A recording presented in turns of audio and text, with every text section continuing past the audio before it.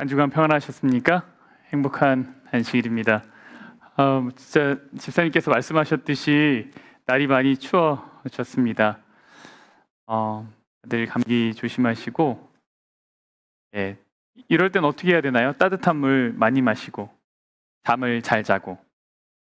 그죠? 그래서 이 환절기 아침 저녁 오후 온도 차가 좀 있는 것 같은데 다들 감기 조심하시길 바랍니다. 우리 잠깐 기도하고 예배를 시작하겠습니다.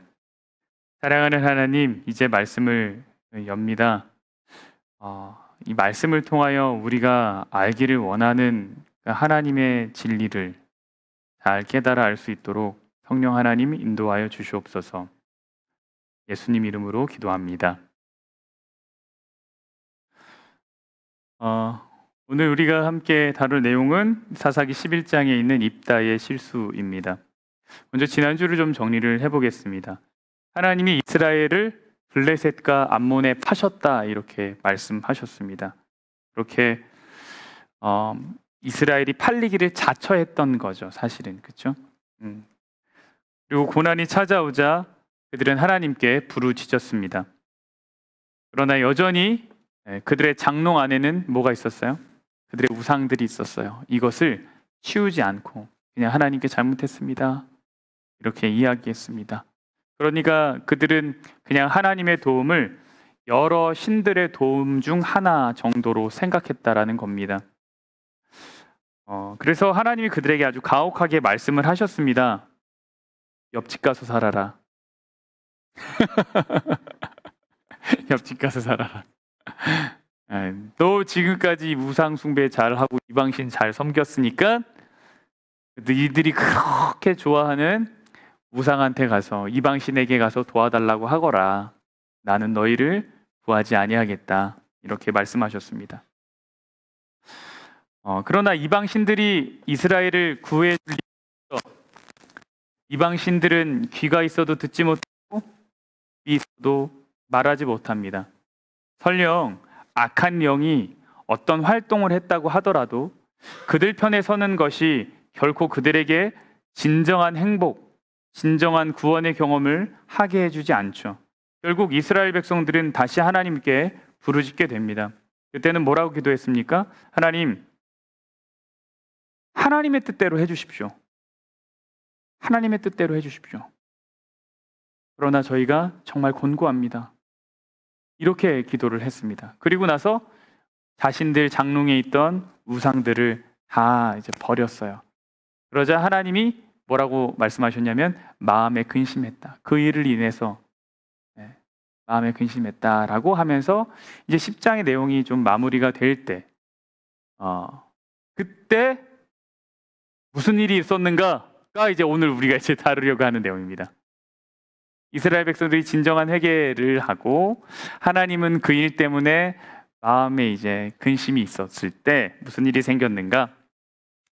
그때에 암몬 자손이 모여서 길르앗에 진을 쳤으므로 이스라엘 자손도 모여서 미스바에 진을 치고, 이 길르앗은 므낫세 지파의 자손 중에 한 명입니다. 그리고 요단 근처의 지명 이름이기도 합니다. 여기서는 이제 그 지명이죠. 암몬 자손이 모여서 길르앗에 진을 쳤습니다. 그리고 이스라엘 자손도 모여서 미스바에 진을 쳤습니다. 그리고 길르앗 백성과 방백들이 서로 이르되 누가 먼저 나가서 암몬 자손과 싸움을 시작하랴. 그러니까 암몬이 싸움을 하려고 길르앗까지 왔습니다. 그렇죠? 이스라엘 백성들이 그 장면을 봤습니다. 근데 문제는 뭐예요? 나가서 싸울 만한 사람이 없는 겁니다. 누가 나가서 싸울까?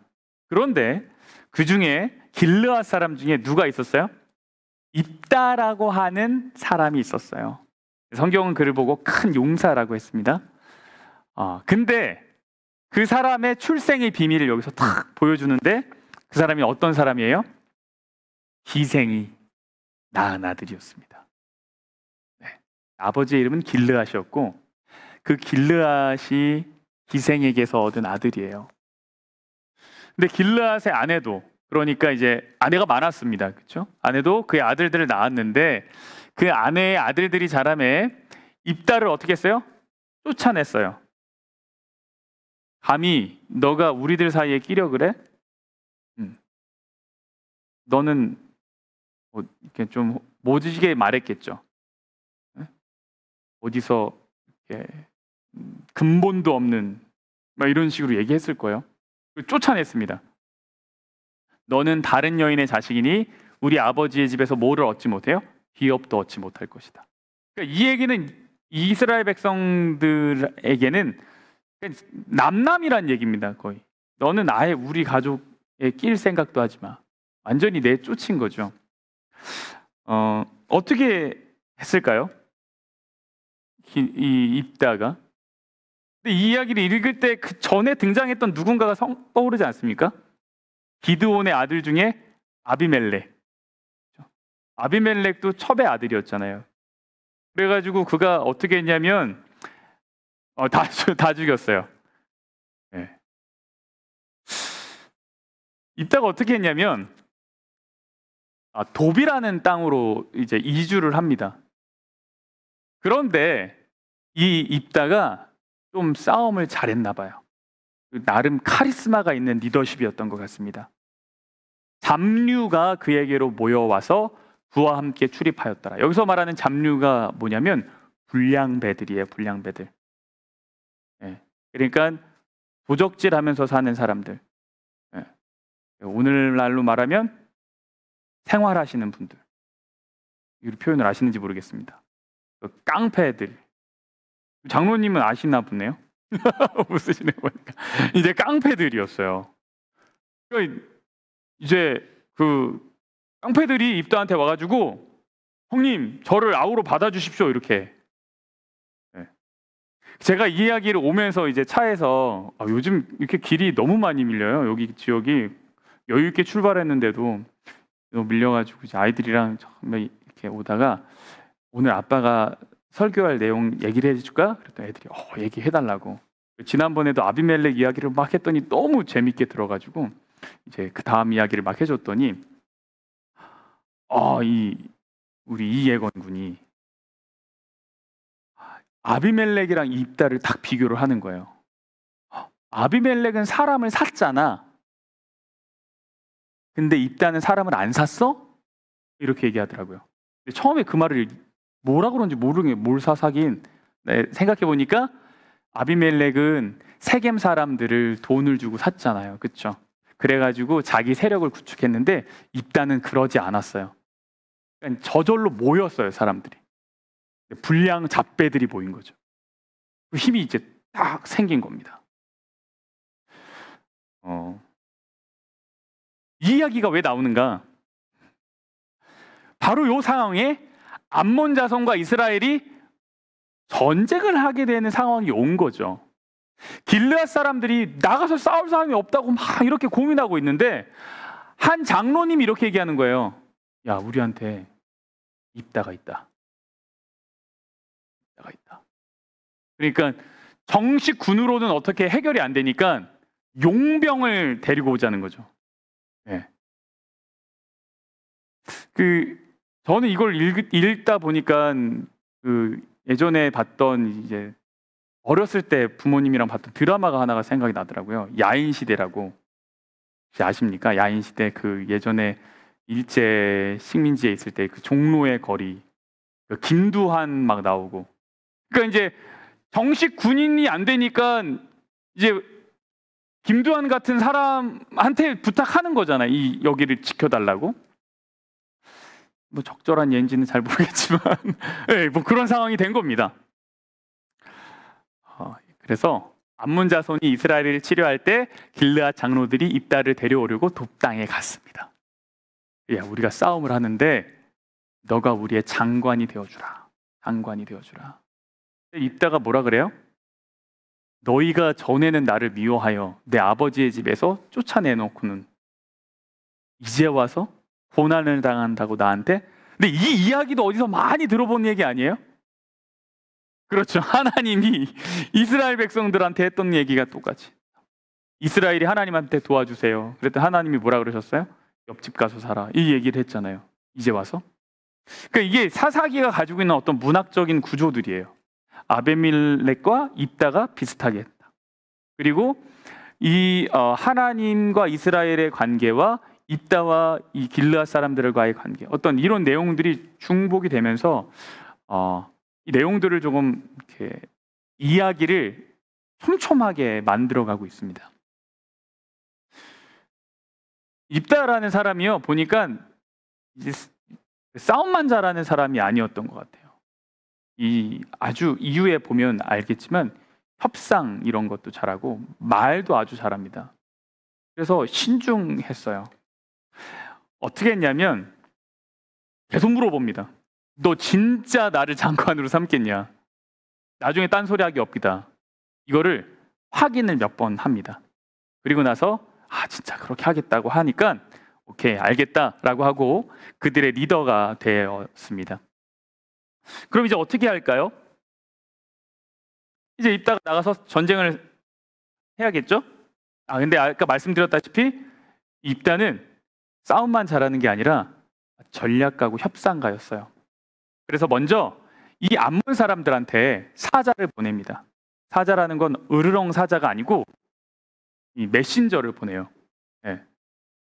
똑바로 앉아줄 수 있겠습니까? 네, 그래요. 메신저를 보냅니다. 어떤 내용을 보내는가? 너희들이 왜 이스라엘을 치려고 하느냐? 왜 길르앗 사람들을 공격하려고 하느냐? 이렇게 질문을 해요. 우리가 너희한테 피해 준 것이 없거늘 왜 그러냐?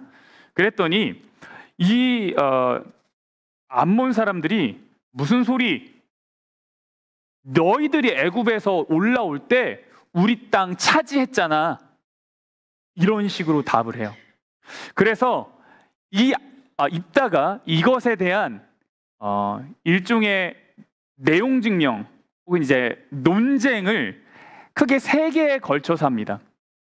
첫 번째는 역사적 논증을 하고, 두 번째는 신학적 논증을 하고, 세 번째는 법적 선례를 이야기를 합니다. 첫 번째는 뭐냐면 암몬이 왜 땅 너희가 먼저 침략했지 않냐? 이렇게 얘기했더니 우리는 침략한 것이 아니다 라고 얘기해요. 너희 할아버지 때 우리가 애굽에서 나와서 가려고 하는데 우리는 싸울 마음이 없었다. 그래서 길을 열어달라고 했었다. 그런데 너희 할아버지들이 길을 안 열어줬어. 그러더니 대뜸 우리한테 전쟁을 하자고 한 거야. 싸우자고. 우리는 싸울 마음이 없었거든. 근데 너희의 할아버지가 우리를 공격했어. 그럼 우리가 어떻게 하겠어? 어쩔 수 없이 우리가 싸웠지. 그런데 우리가 이긴 거야. 그러니까 이거는 우리가 싸움 걸어서 우리가 빼앗은 것이 아니라 우리가 정당하게 차지하게 된 땅이야. 이 역사적 팩트를 딱 얘기를 해줘요. 두 번째는 뭐냐면 신학적 논증을 합니다.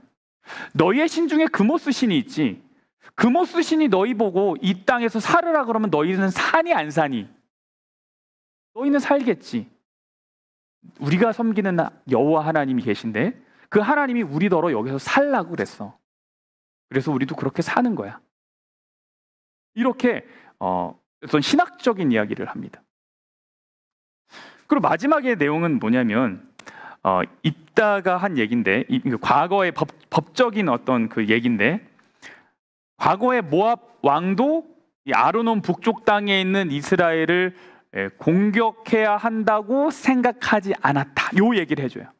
예전에 너희 할아버지도 그리고 그 인근에 있는 다른 신들도 우리가 여기 나라들도 우리가 여기 있을 때 아무도 건든 적이 없어. 그 얘기는 뭘까? 여기에 지내는 것이 정당하다는 거야. 법적으로 문제가 없다는 거야. 근데 왜 이제 와서 갑자기 우리를 공격하니? 라고 이제 이야기를 합니다. 말을 잘하죠? 얘기를 탁 해줬더니 저희 둘째가 입다가 말을 잘한다 그러는 거예요. 네. 암몬이 어떻게 했을까요? 이야기를 받아들이지 않아요. 그래서 어쩔 수 없이 전쟁을 하게 됩니다. 외교적인 방법이 통하지 않았습니다. 전쟁을 하게 될 때 이때 어떤 일이 일어납니까? 여호와의 영이 입다에게 임하게 됩니다. 사실 사사기 11장 29절에 여호와의 영이 입다에게 임했다라고 하는 이 순간 이미 뭐는 결정됐나요? 사실 승리는 결정이 됐습니다. 이미 승리는 결정된 거예요. 하나님이 임했다. 이러면 이미 승패는 결정된 거나 다름이 없습니다. 그런데 이 입다가 길르앗과 므낫세를 지나서 길르앗의 미스베에 이르고 길르앗의 미스베에서부터 암몬 자손에게로 나아갈 때에 그가 하나님 앞에 서원을 하나 합니다. 이게 뭐냐면 주께서 과연 암몬 자손을 내게 넘겨주시면 내가 암몬 자손에게서 평안하게 돌아올 때 누구든지 내 집 문에서 나와서 나를 영접하는 그는 여호와께 돌릴 것인데 뭐로 돌리겠다 그래요? 번제로 드리겠나이다라고 이야기를 합니다. 그리고 돌아오는데 누가 제일 처음 그 문에서 집에서 나왔습니까? 딸이 나왔어요. 여기 보면 뭐라고 나오냐면 무남동녀다 이렇게 합니다. 입다의 딸이 나왔다. 그 얘기는 뭘까요?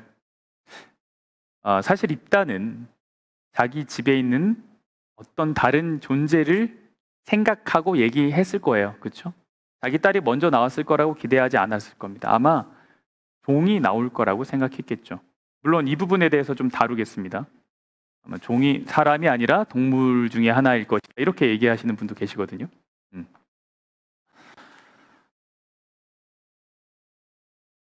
근데 딸이 먼저 나왔어요. 그 얘기는 뭘까요? 딸이 아빠를 기다렸다는 얘기죠. 아버지가 전쟁에 나가서 무사히 돌아오기를 가장 간절히 바랬던 건 딸이라는 얘기예요.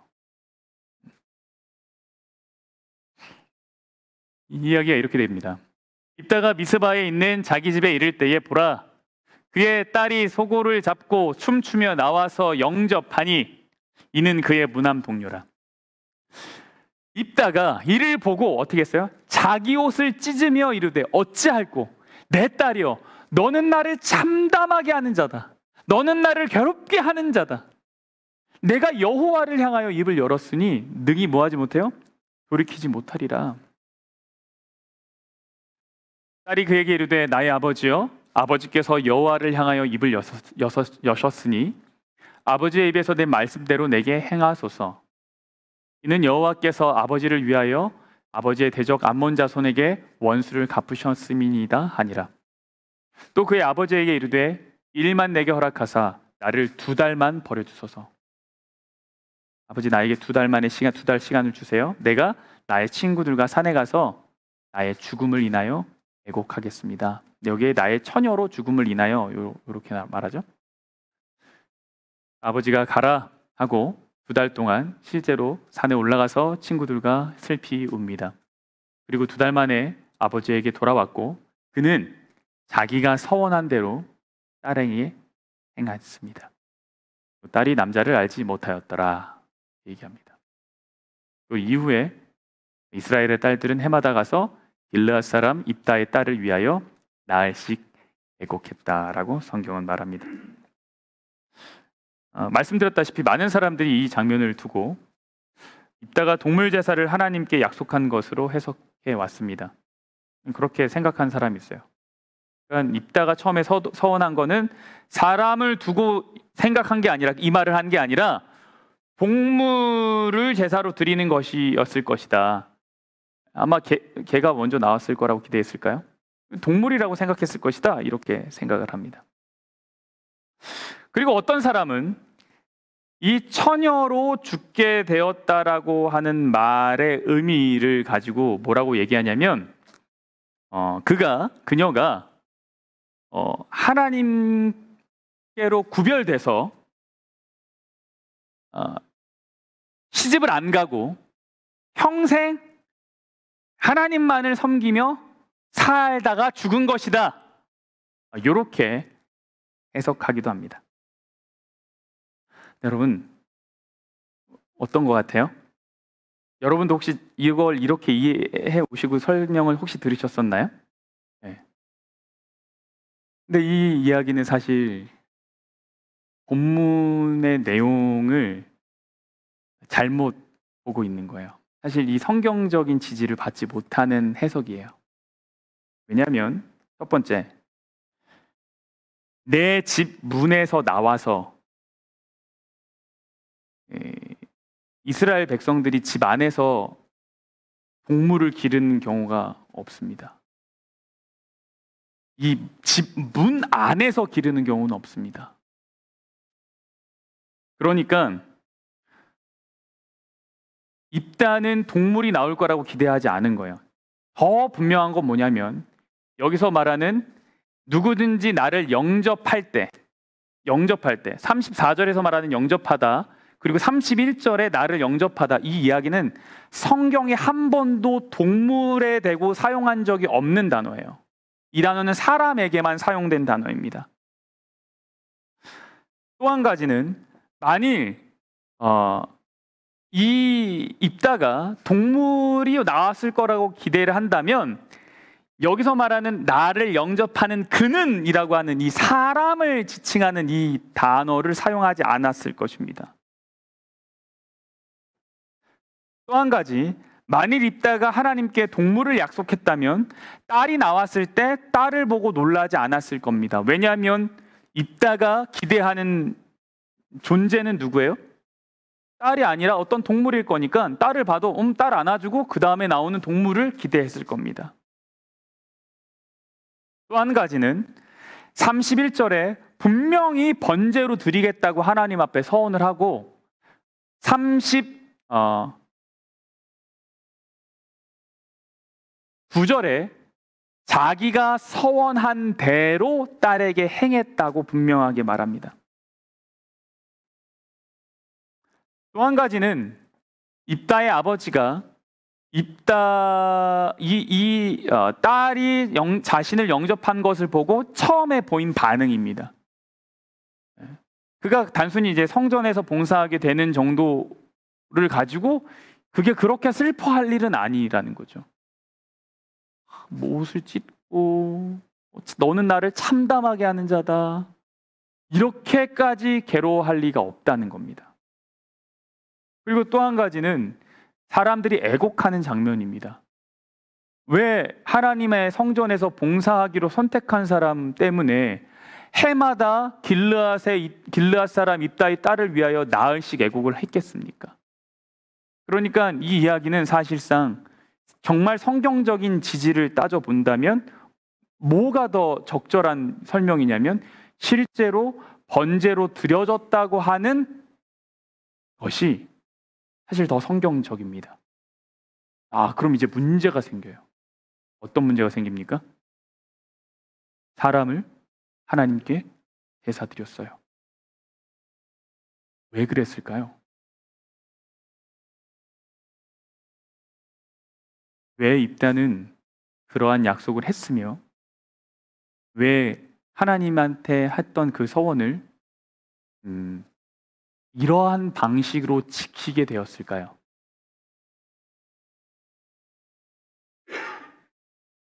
쉽게 정리하면 일단 한 문장으로 내용을 좀 정리하면 이것입니다. 입다는 승리했으나 실패했습니다. 그렇죠? 입다는 승리했지만 실패했습니다. 이 사실을 우리에게 알려주기 위해서 오늘의 본문이 존재합니다.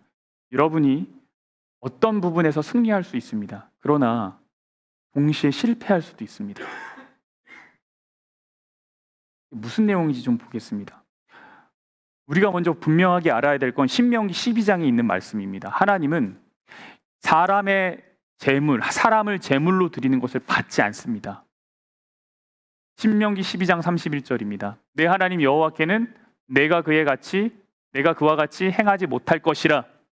그들은 여호와께서 꺼리시며 가증히 여기시는 일을 그들의 신들에게 행하여 심지어 모두요 자기의 자녀들을 불살라 그들의 신들에게 드렸다. 이거를 하나님 어떻게 해요? 꺼리십니다. 그리고 가증히 여기십니다. 이 얘기는 뭐냐면 하나님이 보통 불쾌하게 여긴다는 뜻입니다. 어마어마하게 이걸 싫어하신다는 뜻입니다. 하나님의 뜻은 분명합니다. 그런데 왜 입다는 그러한 약속을 했을까요? 첫 번째, 이게 가능한 설명, 합리적인 설명은 첫 번째 이것입니다. 입다는 당시의 이교 문화의 잔혹함 그리고 폭력에 굉장히 무뎌진 것이 분명합니다.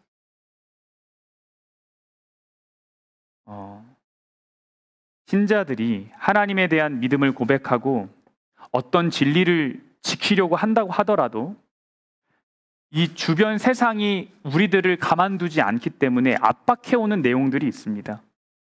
근데 그때 우리는 그것과 섞여서 지낼 수가 있습니다. 입다는 세상적 폭력이 자기 안에 들어와서 그의 믿음과 하나님을 향한 믿음과 그 폭력이 공존하는 삶을 계속 살아왔습니다. 그러니까 이제 불량 잡배들의 두목이 될 수 있었습니다. 다시 말하면 입다는 무엇이 하나님의 뜻인지를 분별하는 능력을 상실한 상태라는 겁니다. 오늘날에도 이러한 경험들이 있습니다. 돈에 대한 것, 이 성에 대한 것, 어떤 세상적인 태도들이 믿는 신자들에게도 자리 잡아서 이 내용들을 구분하는 능력들을 상실하게 만드는 경우들이 있습니다. 근데 바울은 분명하게 얘기합니다. 뭐라 그러냐면 이 세대를 뭐 하지 말래요? 본받지 말래요. 본받지 말래요. 여러분은 어디에 이 교육을 받으십니까?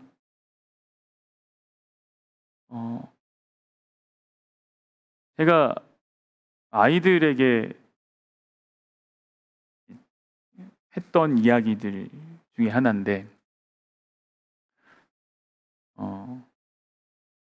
너희는 어디에 가장 많은 영향을 받냐? 누가 너를 가장 많이 가르치냐? 학교 선생님이냐? 근데 학교 선생님도 실수한다. 어떤 선생님은 잘못된 길로 가르친다. 친구한테 배우냐? 친구도 완전하지가 않다. 너에게 가장 많은 영향을 주는 것이 무엇이냐? ESPN이니? 혹시 폭스뉴스나 CNN이냐? 세상 유명한 교수들이냐? 그들이 가르치는 모든 내용들이 옳고 그름을 떠나서 그것을 전해주는 기별자가 온전하지 않기 때문에 그 가르침은 온전할 수가 없습니다. 우리가 누구에게 교육을 받는지는 정말 중요합니다. 뭐라고 얘기하냐면 성경은 누구에게 배우라고 얘기하냐면 하나님에게 배우라고 말하는 거예요. 이 말씀을 삶의 지침으로 삼으라는 겁니다. 또 이 세대를 본받지 말아야 돼요. 구분할 수 있는 능력을 가져야 된다는 겁니다. 두 번째는 이 입다가 왜 이렇게 했을까? 그리고 왜 이것을 거두지 않았을까? 여러분 사실 레위기 27장 그 마지막 장에 보면 서원을 했지만 그 서원을 거둘 수밖에 없는 상황일 때 거둘 수 있는 방법들을 알려줬습니다. 너희가 만약에 사람을 서원을 했다. 근데 도저히 그 상황이 지킬 수 없는 상황이다. 예를 들면 이런 거예요. 내가 성전에서 석 달 동안 금식하고 하나님만 섬기겠다고 결정을 했는데 그 결정하고 나서 이제 내일 모레 들어가야 되는데 그날 밤에 갑자기 부모가 아파요. 자기가 없으면 안 돼요. 그럼 어떻게 해요? 그래도 부모 냅두고 들어가야 돼요? 하나님이 그런 거를 기뻐하시는 하나님이에요? 아니요. 그럴 경우에 그런 것들을 물릴 수 있는 방법들을 하나님이 마련해 두셨어요. 이게 언약을 체결한 거랑 서원이랑은 사실 차이가 있습니다. 언약은 물릴 수가 없어요. 그거는 정말 어려운 거예요. 왜냐하면 언약 자체가 목숨을 걸고 한 것이기 때문에 그렇습니다. 언약이라는 게 그래요. 그러나 서원의 경우는 조금 다릅니다. 그러니까 입다도 이 서원이 잘못됐음을 알고 뭐 할 수 있었냐면 물릴 수 있었습니다. 그러나 뭐 하지 않았어요? 물리지 않았어요. 두 가지 문제예요. 이 잘못된 서원을 했다는 것, 첫 번째. 두 번째는 이것을 끝까지 실행했다는 것. 왜 그러는 거예요? 하나님의 품성에 대한 오해 때문이에요. 왜 그가 그러한 생각을 갖게 되었을까요? 하나님의 존재에 대한 잘못된 이해를 가진 거예요. 다시 말하면 하나님에 대한 생각이 오염됐어요. 이방신들을 섬기는 것처럼 하나님을 이해하고 섬겼던 것입니다. 그러니까 이런 거예요. 이방신들은요, 이방 사람들은 이방신을 일종의 협상의 대상으로 생각을 했습니다. 그래서 뭐 하냐면 철저히 기브 앤 테이크 관계로 이해했습니다. 그래서 자기한테 유리한 무언가를 받고 싶으면 내가 뭔가를 줘야 돼요. 내가 뭔가를 안 주면 내가 벌을 받는 건 너무 당연해요. 늘 이런 관계 속에서 살았어요. 그래서 이방신은 달래야 되는 존재, 자기가 막 얼려야 되는 존재, 뭐 그런 존재입니다. 근데 입다가 하나님에 대한 이해를 딱 그렇게 가지고 있었어요. 그래서 내가 전쟁에서 승리를 해야 되는데 이 큰 선물을 내가 받으려면 나의 큰 것을 바쳐야겠다는 생각을 하는 겁니다. 그래서 그러한 결정을 내린 거예요. 또 한 가지는 하나님은 사랑이 많으시고 자비가 많으신 분이라는 것을 이 사람이 간과한 거예요. 그래서 약속한 것을 이것이 잘못되었음에도 끝까지 지켜야 되겠다고 생각한 겁니다.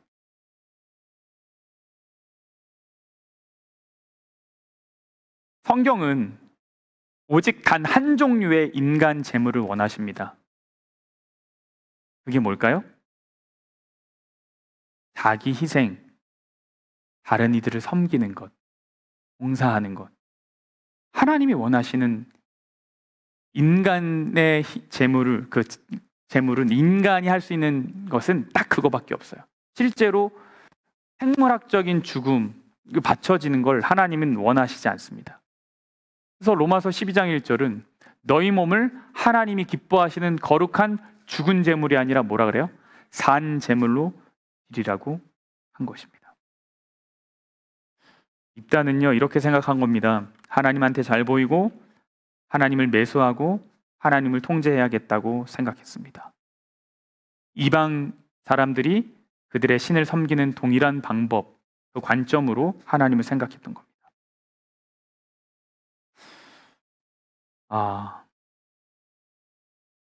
결국에는 입다는 사실 하나님을 신뢰하지 않았다는 것입니다. 그분의 하나님의 품성을 신뢰하지 않았습니다. 자기가 이것을 거둘 때 자기에게 큰 벌이 내려질 거라고 생각한 것입니다. 그래서 그 벌이 무서워서 자기 대신 누구를 바친 거예요? 딸을 바친 겁니다. 사실 우리는 입다가 과연 진짜 번제를 드렸을까 말았을까, 여기에 사실 관심이 많습니다. 정말 사람을 바쳤을까? 동물을 바쳤을까? 이 처녀로 죽은 걸까? 성전에서 봉사를 한 걸까? 어떤 이런 신학적인 논쟁에 사실 관심이 많습니다. 그리고 그것에 대한 교훈을 어떻게 내리냐면 보통 말 조심해라 이렇게 결론을 내리죠. 말을 신중하게 해라. 서원을 할 때는 신중하게 해라. 그러나 오늘 저에게 오는 가장 깊은 교훈은 그것이 아니었습니다. 그것은 무엇이었냐면 하나님이 우리를 통해서 역사하신다고 해서 우리 안에 하나님의 역사가 완료되었다는 증거는 아니다라는 겁니다. 다시 말합니다. 하나님이 우리를 통해서 역사하신다고 해서 하나님이 우리 안에 이루고 싶은 그 하나님의 역사가 끝났다라는 것을 의미하진 않는다. 무슨 얘기예요? 우리 교회가 어떤 행사를 진행했어요. 전도회를 했어요. 잘 됐어요. 정말 성공적이에요. 그러면 그것으로 끝난 것인가? 나를 향한 하나님의 계획이 끝인가? 아니라는 거예요. 우리는 그 일에는 성공할 수 있어도 뭐에는 실패할 수 있습니까? 내 개인이 하나님 앞에 신실한 사람으로 그분의 사랑을 이해하고 그분의 성품을 사모하는 그 신실한 믿음의 신자로 서는 일에는 실패할 수 있다라는 겁니다. 우리가 훌륭한 설교자가 될 수 있고요. 훌륭한 리더가 될 수 있고 교사가 될 수 있습니다. 그리고 하나님이 우리를 정말 사용하신다고 말할 수 있습니다. 그러나 우리가 하나님을 기쁘시게 하지 못할 수도 있습니다. 제가 설교를 엄청 잘할 수가 있어요. 그러나 하나님을 기쁘게 하지 못할 수는 있어요. 내가 식당 봉사를 엄청 열심히 잘할 수 있어요. 그러나 내가 하나님을 기쁘게 하지 못할 수 있어요. 그래서 회개의 삶이 정말 중요한 겁니다. 근데 제가 이야기를 오면서 막 아이들한테 막 설명을 했는데 갑자기 저희 집 셋째가 저한테 이렇게 얘기하는 거예요. 근데 아빠는 회개를 하기는 해?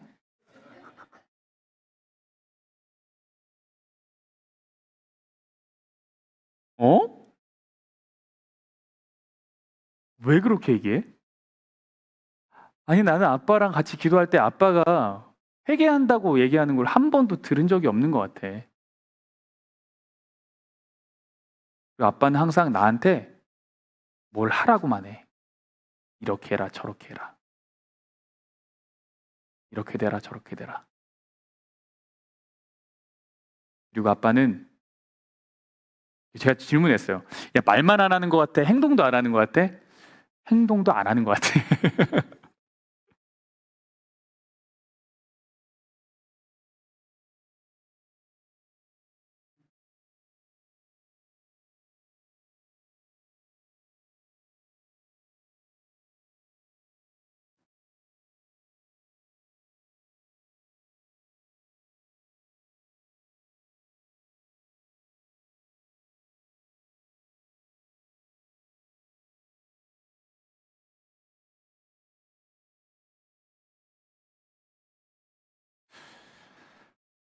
음,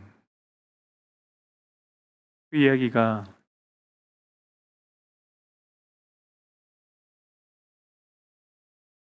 설령 진실이 아니라고 할지라도 제 아이의 눈에 비춰진 저의 모습은 입다 같은 것일 거예요.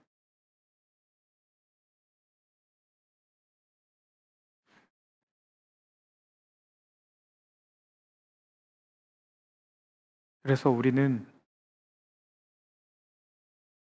하나님 앞에 정말 자랑할 것이 아무것도 없는 존재들이라는 것을 다시 한번 깨닫게 됩니다. 하나님의 은혜가 아니면 설 수 없고요. 하나님의 용서가 아니면 살아갈 수가 없습니다. 그분께 내 마음을 다 드리고 나의 연약함을 다 고백하고 하나님이 나를 다시 꼴 지워 주시기를 의지하고 기대하지 않으면 아무런 소용이 없습니다. 여러분, 우리가 정말 입다 같은 실수를 할 수가 있어요. 이 딸을 들였냐 안 들었냐 이것이 사실 중요한 게 아니에요. 그가 하나님을 잘 몰랐다는 것, 그리고 말은 믿는다고 하지만 위대한 일을 이루었다고 하지만 그러나 하나님 앞에 개인적으로 설 땐 그는 잘못된 생각, 잘못된 방법을 유지하고 있었다는 거예요.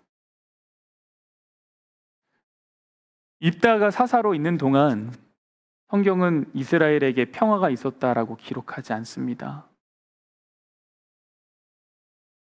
아마 전쟁으로부터 지켜주는 정도의 역할만 했던 것 같습니다.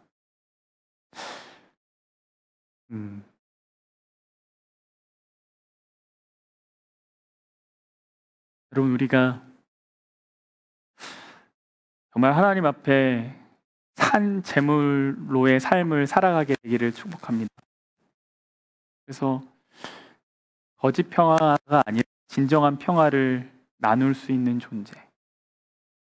말만 하는 신앙이 아니라 정말 몸으로 사랑을 나눌 수 있는 신앙인. 그것을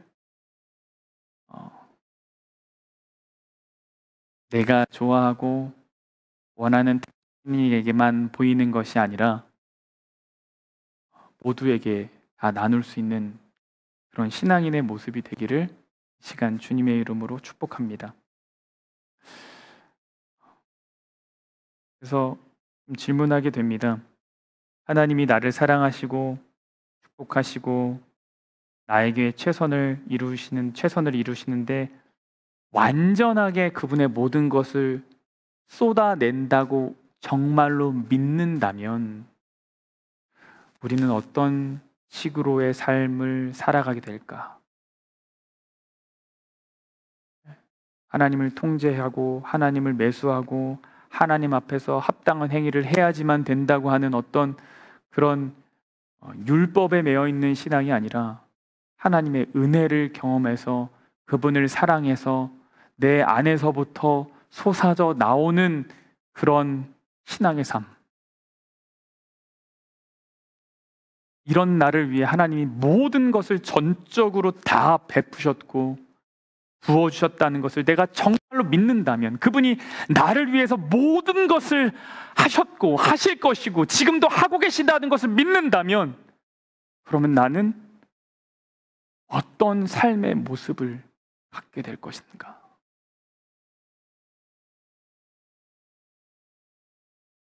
우리가 한번 이 질문에 곰곰이 생각해보는 한 주가 되면 좋겠습니다. 우리 함께 일어나셔서 찬양하겠습니다.